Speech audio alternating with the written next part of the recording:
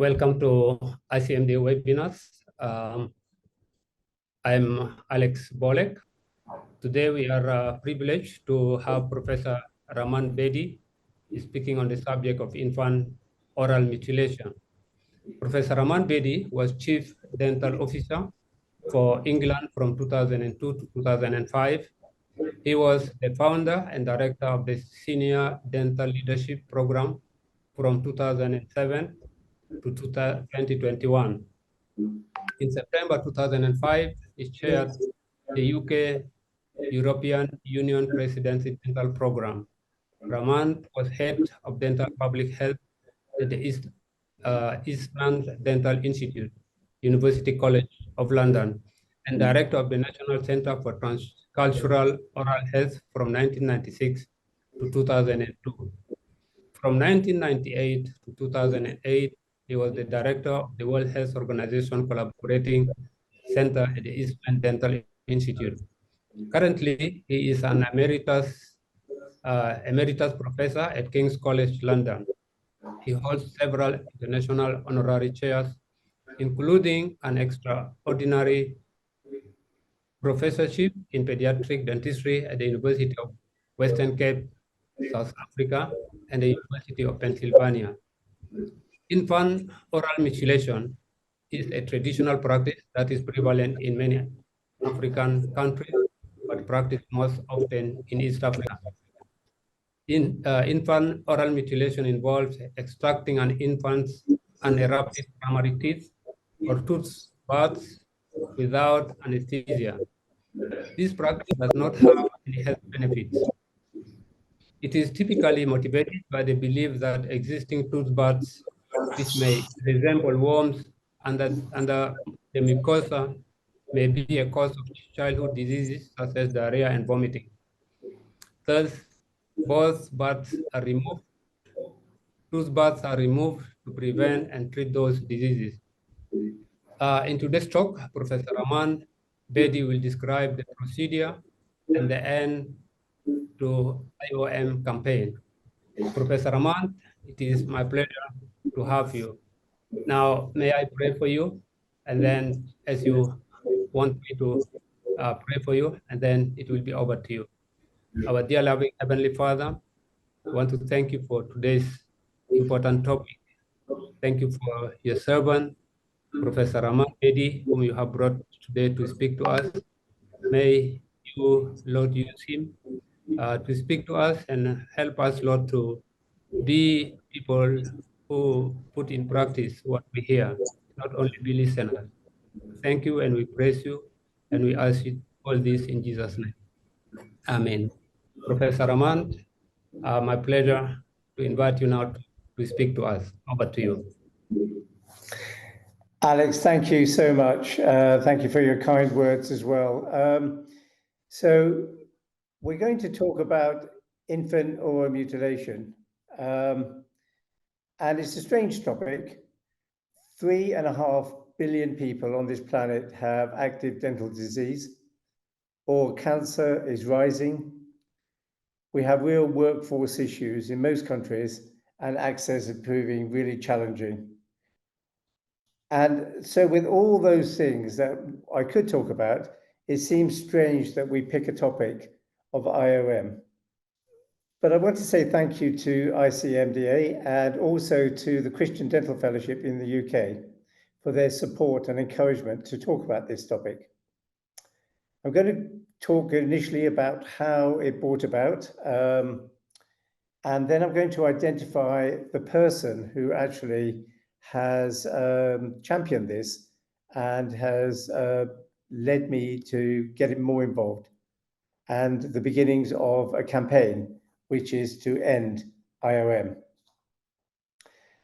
My background is I was a pediatric dentist all my career. From my third year in Bristol Dental School, I knew that I just wanted to treat children. And my whole career has been stemmed around looking after children, especially those with additional needs. So that was something for me to really understand. Why didn't I get more involved with IOM? I'd heard of IOM years ago.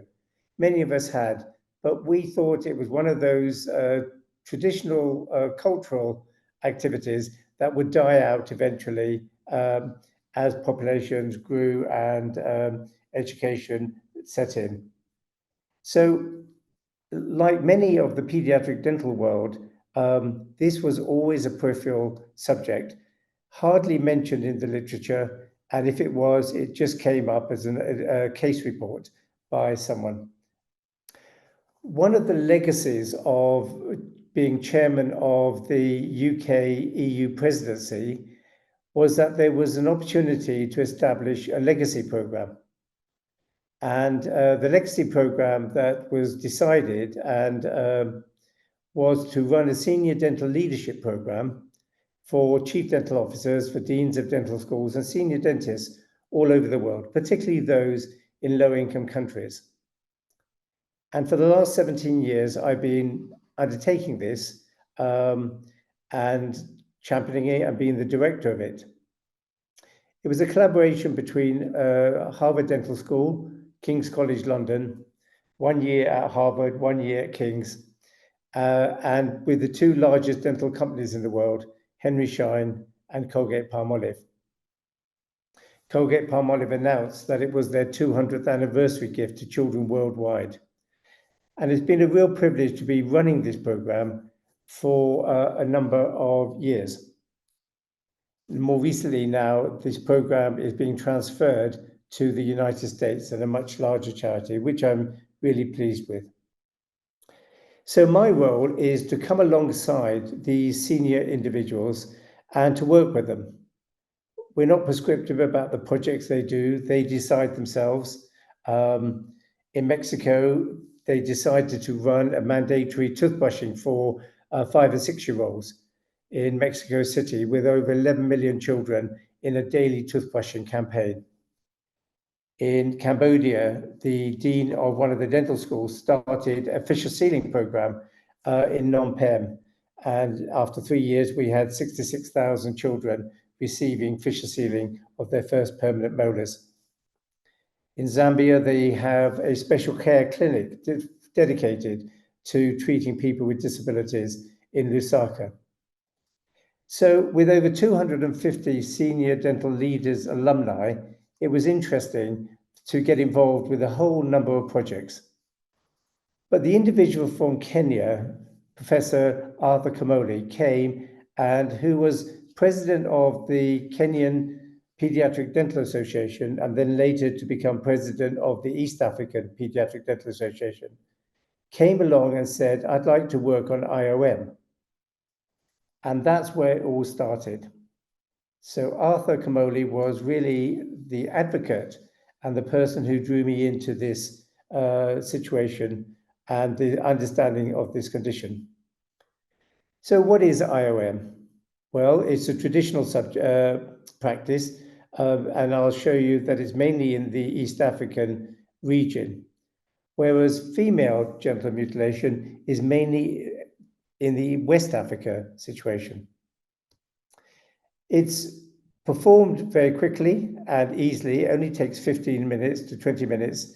But of course, as you can imagine, in an unregulated surgical environment, all sorts of problems arise from infection and damage not only to the teeth that are removed, but also to the adjacent teeth as well. And although it's been referenced in case studies, there hasn't ever been a major campaign to begin to eliminate this procedure. Although we've seen with migration reports coming from the UK, from the US, France, Australia, and so as populations migrate, they also bring this practice with them. There was a case in the Royal London Hospital where someone with Somali heritage had presented a child with IOM. There's a long history of IOM, and reports go back quite a long way from the early 1930s of this being undertaken. described in different ways and in different locations. It's not unknown in the medical literature, but what is lacking in the medical literature is a systematic campaign to eliminate it. Now, the terminology changes in different countries, but easily to identify. Any child below the age of 8 with missing primary canines has invariably undergone IOM. So we can actually identify children very, very simply and quickly by just looking at their primary dentition. But the terminology changes in different countries. Sometimes it's called nylon teeth. It can be called a canine killer, albino, and varying other terminologies. The procedure is very similar in all the different countries, but the terminology may change. The concentration is mainly in the rural areas, and probably the country that is most dominant is Sudan and Somalia. There have been very few epidemiological studies looking at the prevalence of IOM. We have estimates from different countries, from Kenya, about 35% of children in the rural areas, and in Tanzania, between 5 to 16%. Sudan has recently published their prevalence of about just under 11%. Overall, the chief dental officers of East Africa estimated that 25 million children have been at any time affected by IOM in Africa. So where do we find IOM? Well, as we've said, it's mainly in East Africa, and we see in the concentration there and some isolated countries where the procedure has been adopted to some degree. But the heart of this is mainly in Sudan, Somalia, and in Kenya. So why do people undertake this? Well, there's a lot of myths around them. The primary canines are seen by many communities as the cause of infection. So if a child has vomiting, diarrhea, or a high fever, invariably they think the cause of this is the primary canines, and they believe that this is an infection of something like worms that is underneath the gum, and that this is causing the problem. It is deeply held, and I have even experienced medical staff to undertake IOM because they believe the cause of the diarrhea or the vomiting is resulting from these tooth germs or these worms underneath the gums, as they say. So who does IOM? Well, it's totally unregulated. I'll show you some people who do it, but it's usually someone well established in the local community. And they do this as a living, charging for the procedure, and it's often handed down, and they teach younger members of their family or in the community to undertake this. No formal education, no regulation, and often it's done with non-sterile instruments, and it's fairly horrific when you see this actually being undertaken. But essentially, for the village healers that I've interviewed, it is mainly a financial business that they do to remove IOM. It's very easy to remove a tooth germ, especially when there's no root formation and it's a young child under 1. All you have to do is have a sharp instrument that goes underneath the tooth germ, and it's flicked out. There is a video, and we will send that, but I won't show it in public because it's fairly horrific, of someone doing this on the streets of Somalia. This is fairly recent, just a few years ago. So the child is held down by the parent, and without any anesthesia, the instrument is placed underneath the gums, and they identify the canine tooth germ, and that is just flicked out. It can be done with a specific instrument, but sometimes I've seen it done with a needle. It's just very straightforward to do. And then all 3 or 4 primary canines are removed. Of course, the child is crying and screaming, and there's no post-operative dealing with it. If done really well, it can be done very quickly in under 5 minutes. If it's done poorly, it can take up to 15 minutes. And then, of course, they could, because the tooth germs are so close together, there's commonly other teeth can be affected. So in North Kenya, when I visited there, the local hospital was seeing almost on a weekly basis some of the post-operative complications of an IOM procedure. No local anesthetic, child is in pain, blood loss it can be variable, and there is cases of deaths. So the infection is because of unsterile instruments. There's no autoclaving, no instruments are used from one child to another as they present. So the consequences of this can be damage to the tooth if it's abandoned. We sometimes see this canine in the lower photograph that's been hyperplastic and damaged, the tooth germ. It can be removed, and of course adjacent teeth can be damaged. It wrecks the occlusion of the child for the permanent teeth, and it has all sorts of implications for space loss, etc., in a growing child.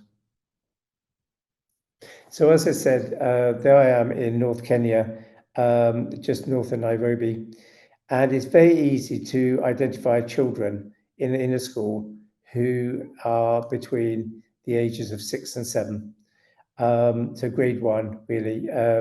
And as soon as you see missing primary canines, you know that child has undergone an IOM procedure. So in one school, in one class, those were the number of children that had undergone an IOM procedure. So it was almost 30% of all of the children aged between 6 and 7 that I could identify and clearly identify have undergone an IOM procedure. That's Professor Arthur Kamoli behind me, who actually has been the champion of this campaign. I interviewed those that were involved. There was a lady who'd done it for a number of years. They were charging roughly $20 US, which is about 1 week of a family income in the region. She did the procedure, and then her trainee was this younger lady who was learning how to do this procedure, and it was just passed on to family members. They had a firm belief that this procedure was actually beneficial to the child, that it was the cause of diarrhea and infection, and that these worms had to be removed.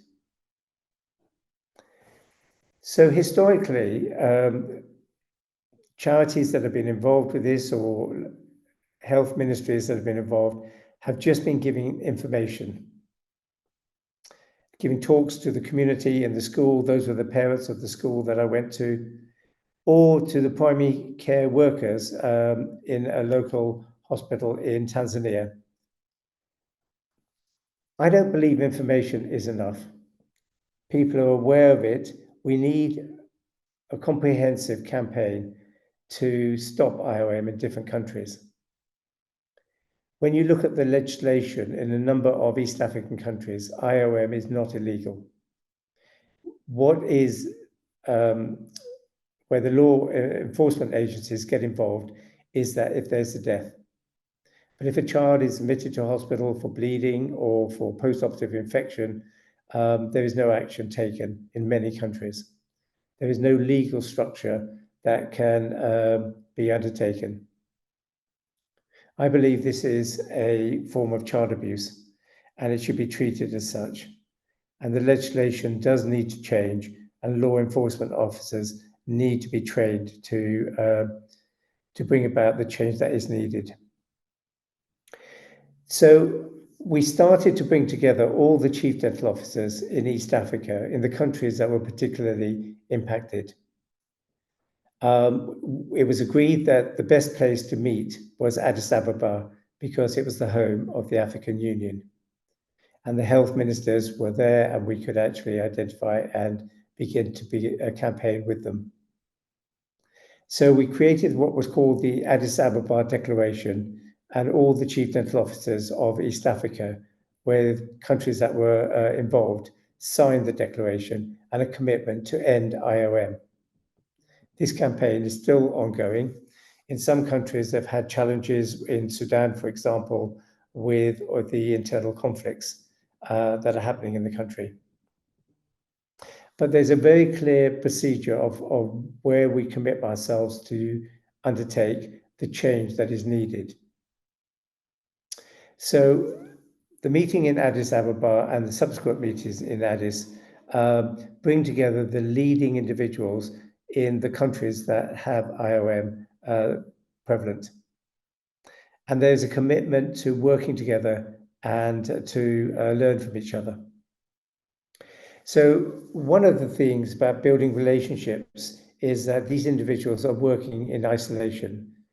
And one of the things when they meet in Addis, we do make sure that they begin to work and become friends and to collaborate with each other. We've started a WhatsApp group so that they can actually discuss some of the challenges they face in their own countries. The other slide actually shows the value of Addis is that the president of the Ethiopian Dental Association was able to have ministerial meetings with the African Union.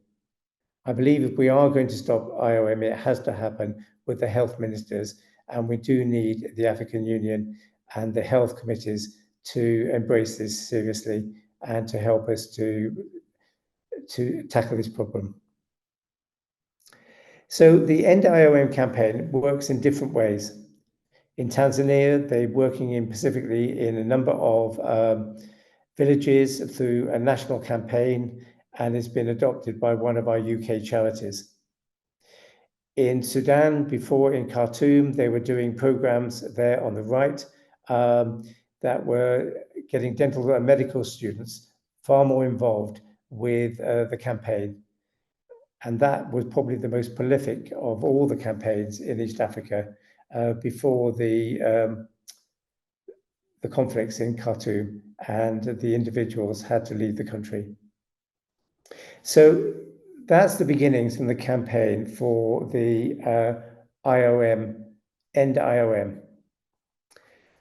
I do believe, even though it's small in comparison with all the other dental problems that are arising in our globe, End IOM is achievable, but it will start with people working together collaboratively across geographical boundaries. And we need to be able to build a momentum. The Global Child Dental Fund is one of the charities that have been triggering this, but the Global Child Dental Fund's work is now being transferred to the United States, and I hope that they will take on the End IOM campaign. Individuals face all sorts of challenges and difficulties, getting support locally, dealing resistance from the communities who firmly believe that this is helping their children, and yet trying to change that whole campaign is not easy, particularly in some countries. But that's where we are, and that's where I believe, even though it's small in comparison to all the other dental problems, I do believe that this is a campaign that is worth supporting. There is some literature. There is a paper that actually looks at how to collect data, how to manage, and what are the public health guidelines. The other papers on IOM are mainly case reports, but that actually beginning to document how we should document IOM into our medical records, how we manage it, and how we begin a public health campaign locally. And that was published in the British Dental Journal. So I recommend that to you. I want to say thank you again to Arthur Kamoli. I think he needs to be identified as the champion in Kenya that has led to this, but many others in the different countries in East Africa who are campaigning for this. I want to thank again ICMDA for their support, allowing me in these 30 minutes to present this issue, and also to the Christian Dental Fellowship in the UK for their support. Thank you very much. Thank you very much, Professor Raman, Bedi, for this such interesting talk, and just talking to issues that are in part of my world in East Africa, where I am right now. And you rightly mentioned some of the countries where this is practiced. It's in South Sudan, it is quite common. Even mentioned the name that is given to it here in South Sudan. Here it is known as the teeth of Lugbara. I think it is started with the Lugbara tribe, and then now being practiced by other tribes.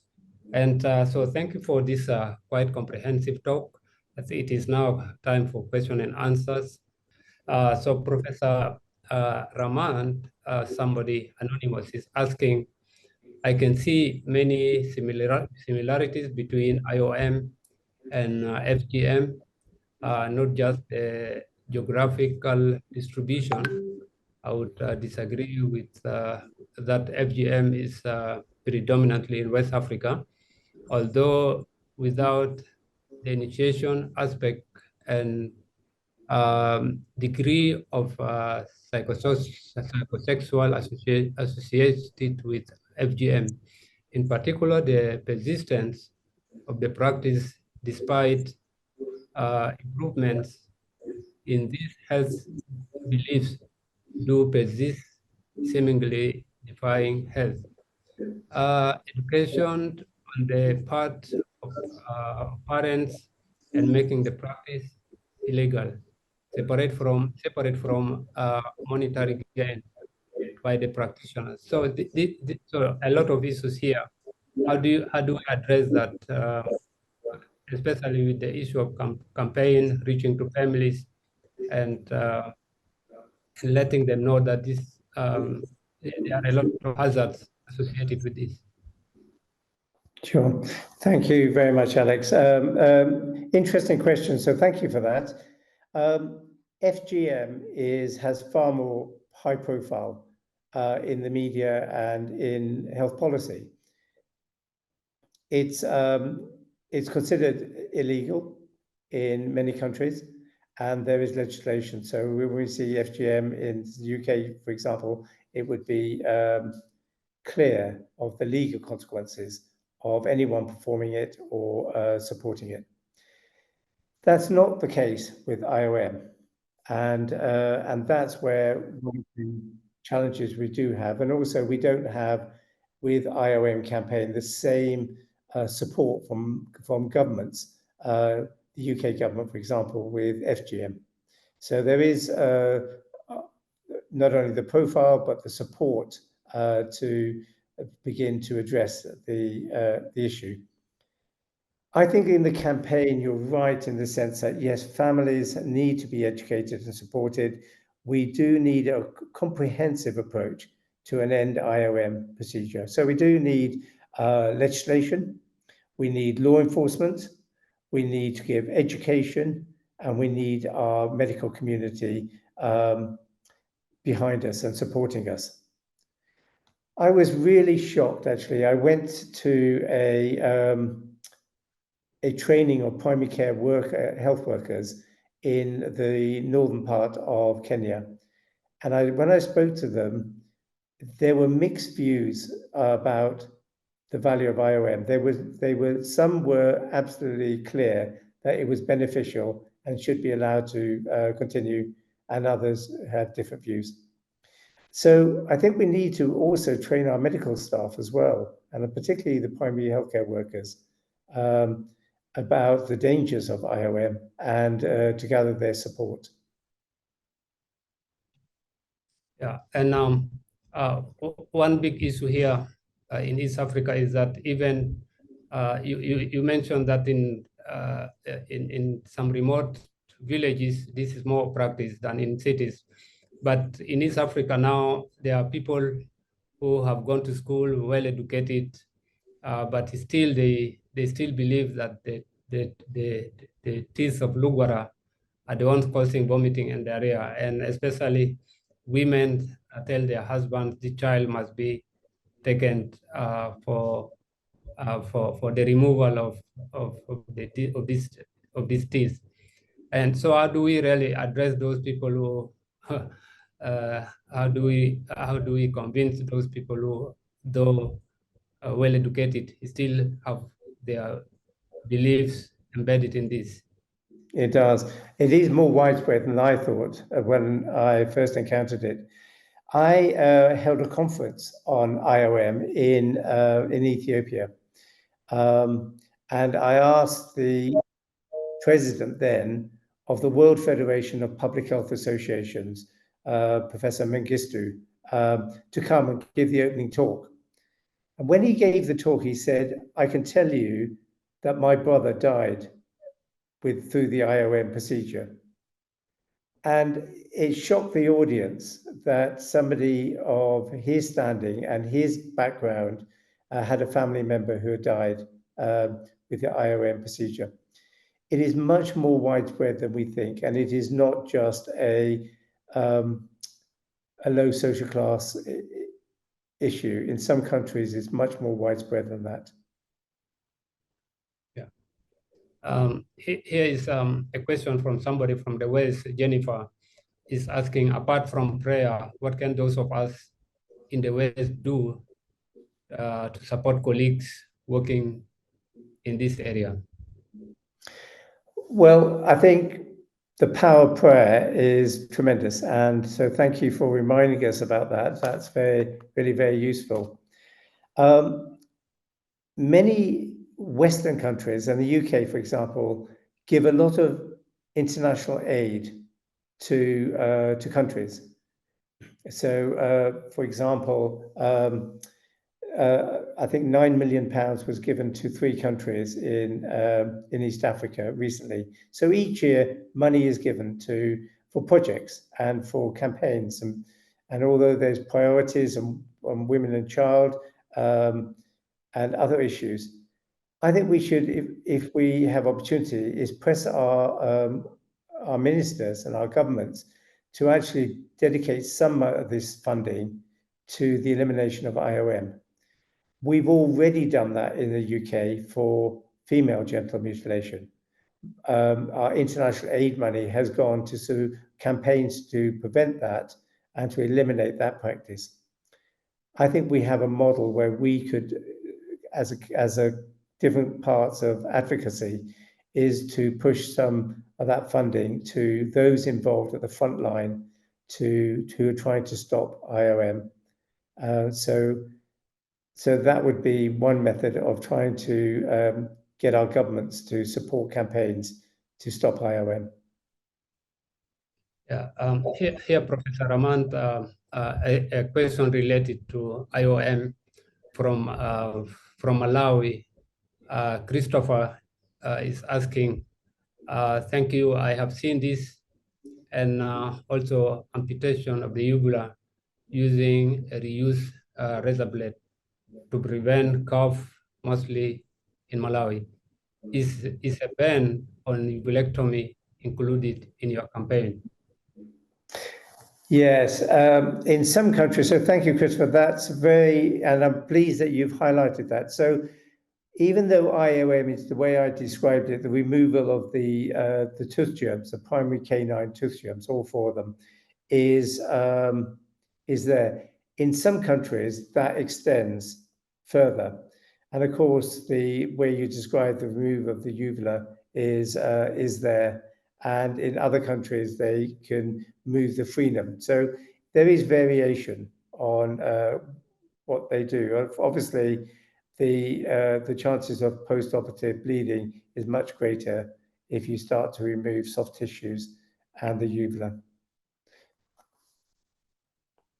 Yeah, and my own question, Professor Raman, is on the issue of policy, and you have seen you have mentioned high-level meetings in Addis with leading people from MOH and related ministries. Have you seen any impact, or have you seen any change since those meetings? Yeah, so that's very interesting. One of the things is I'm learning is how difficult sometimes things can happen in Africa. We had established a very strong link with the Ethiopian Dental Association, and they were very strong champions with direct access to ministers in the African Union.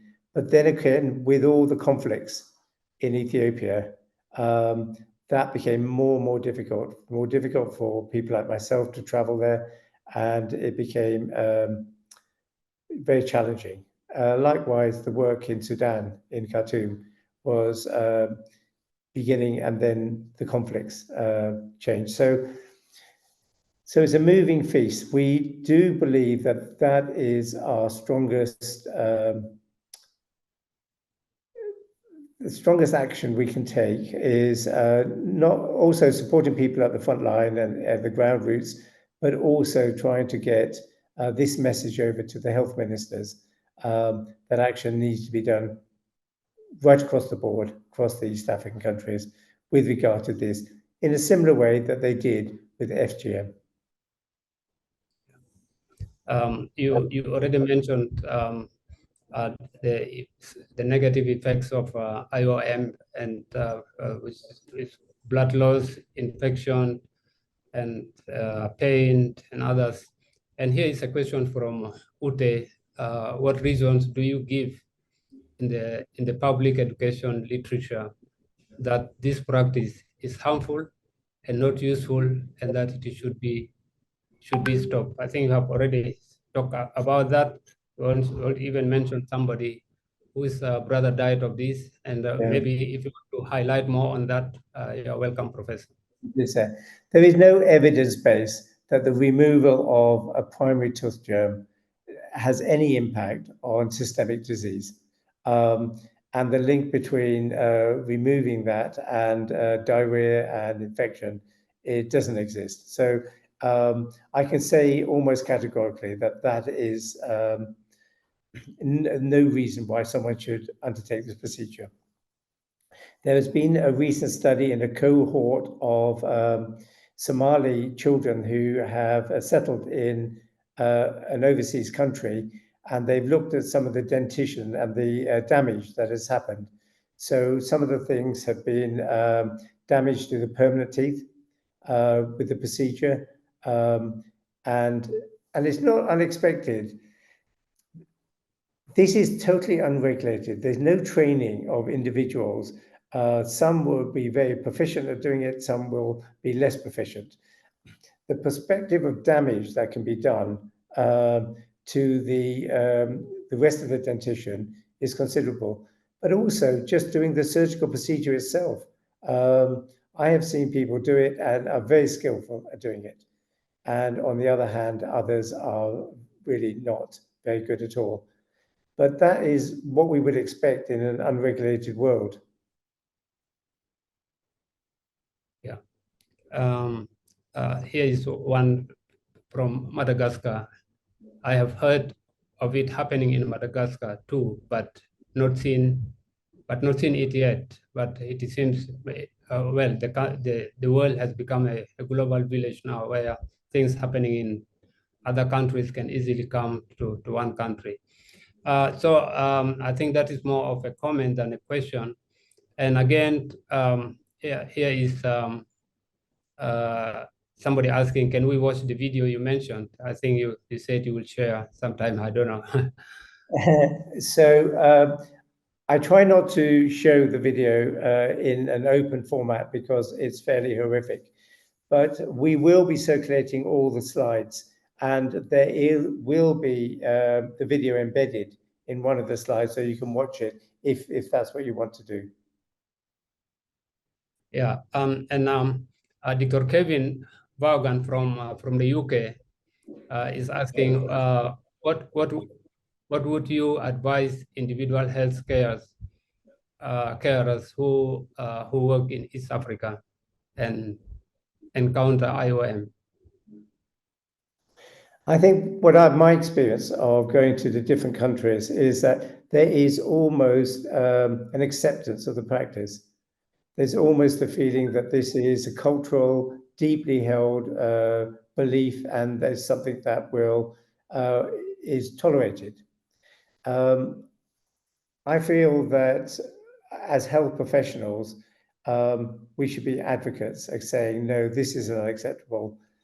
In every aspect, this is child abuse. There is no benefit to a child, and it is child abuse, and we should not actually condone it in any way at all. So I have seen too many situations where health professionals who don't do this themselves make no comment when the procedure is undertaken, and they just deal with the consequences, and it just goes away itself. I think we need to be vocal advocates for ending this procedure. And thanks, Prof. Somebody is asking about a link, a spiritual link to this. Have you heard of any spiritual or traditional religious beliefs linked to IOM? Is this a possibility? It's interesting how I met these individuals who undertake this procedure, and they give themselves a mystique. So a number of them wear white coats. They call themselves elders, village elders. They use religious terminology to describe themselves as as an elder in the procedure. I haven't seen any link with a religious, but these individuals set themselves on a platform of holding authority in what they do. But it's an interesting question. I haven't seen the dotted line between the procedure or a religious belief. I don't know, Alex, whether you have in Sudan. No, I haven't. I haven't too. So here is one question from one doctor practicing here in South Sudan, John Ofere. He's asking. He's saying he has seen a lot of cases of IOM here in South Sudan. Do you have this campaign here in South Sudan? Because I realize this is going to be the best way to mitigate the IOM practice. Yeah. So it's interesting. No, we don't actually, to the question. And I know that it's quite widespread in South Sudan. We've had people sharing that with us. The charity, the Global Child Dental Fund, which I've been a privilege to be the chairman for the last almost 10 years, really, is transferring to the charity is moving to the United States. But I will still be an advocate, and I'm hoping that the charity will, the US charity will be strong advocates for this. And if not, other charities will take this up, I'm sure. We will still be a strong advocate for this, and I will still be campaigning, wearing different hats, that we need to obviously find local champions in Sudan, and then my role will be as to encourage people to work collaboratively together. In relation to country champions, Angel from Burkina Faso, she's a missionary in Burkina Faso, is asking how can they go through a training so they can effect change in Burkina Faso. Can you help train them or your group? Yeah, we can do. I think actually it's interesting. I always found it strange that Burkina Faso was there as almost like an outlier towards the West Coast. But it was interesting, even today, when their colleagues said to us that Madagascar was, there were cases there. So it's interesting how people are beginning to share these cases. Yes, I think we can join people together collaboratively, and then we can discuss the different procedures. The training really is working out what is it possible locally to stop this, how people can work together and how resources can be shared in literature and etc. So we certainly can do that to help Burkina Faso, yes. Yeah, a couple of our time is running out, but a lot of interesting questions coming. Again, Ruth Lennox is asking what is being done to present an alternative view of the causes of illness. Well, I think the most important thing we need to do is that we need to build a more robust public health system so that diarrhea and infection is not as widespread as it is. We need to do the whole social determinants of health. We need to have cleaner water. We need to have access to good quality medical services so these infections can be treated. And as we do that, then parents are less likely to turn to the alternative. It's when there is a lack of these facilities for treating infections, that's when this mythology develops and people look for alternatives. So I think that's one of the important things we need to do is to make our public health systems stronger and more robust. But I also feel that we need to have champions and advocates, and the role of church leaders is not to be underestimated. I think people need to be very clear to simply saying this is child abuse and it shouldn't be done, and there's no evidence base for it. So we do need advocacy from our church leaders and the impact they can have on the community. Yeah, here is another question, Professor. From Kenya, some tribes in Kenya remove healthy, permanent lower incisors. I think for different reasons. Is this part of the NIOM campaign? Yeah, very interesting. No, it's not part of the IOM campaign. People remove low incisors. It used to be historically in relation to when there was tetanus and people were having their jaws sort of closure. So to allow the swallowing and breathing, people historically used to remove low incisors. I've seen that happening in some parts of Myanmar. So I was in Myanmar. I was quite surprised when in the rural aspects how people were removing teeth for different medical reasons or suspicions. But that procedure of removing particularly lower central permanent incisors has been reported in Kenya. But I've been trying to not relate that to the IOM campaign, which is very, very specific about primary canines and for very young children. Yeah, maybe one last more question from Jennifer. Jennifer is asking, do you know of children being sent on holiday to East Africa to have this procedure done?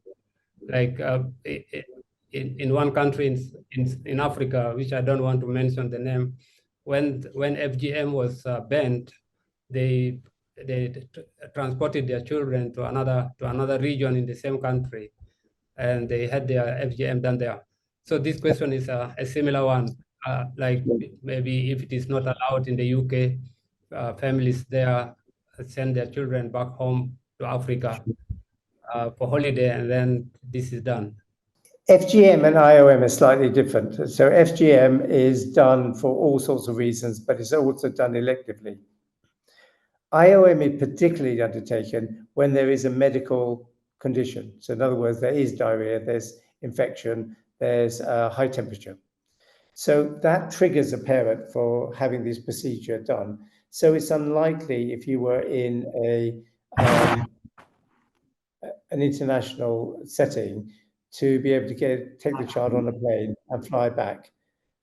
What I have known is there have been cases in East London where this has been undertaken by by dentists, which is in every sense misconduct. No dental professional should be involved with this, irrespective of what they hold as a culturally accepted habit. So I can see why FGM people will transfer it to, but with IOM, when the child has a high temperature or fever, it's unlikely that people will travel long distances to have this procedure undertaken. Thank you very much, Professor Raman Bedi. That was Professor Raman Bedi speaking on the topic of infant oral mutilation, an East African dilemma. Quite an interesting talk. Thank you very much for your time. Thank you so much for everybody who logged in today. God bless you. Thank you. See you next week. Thank you, Alex. Thank you.